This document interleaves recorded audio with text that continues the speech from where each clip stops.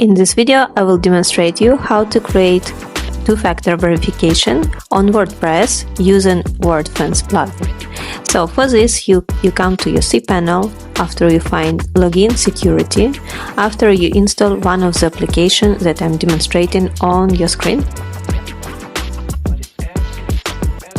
After this, you open your application and you use the option Scan QR Code. So you will be scanning this code and it will create a special login inside of your application.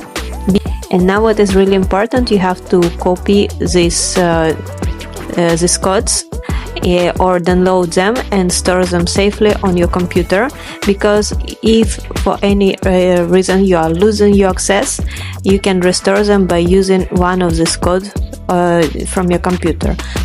And the last step of setting up account inside of your application, it will generate you a code which is changing every 30 seconds, and you insert it inside, and after you click activate.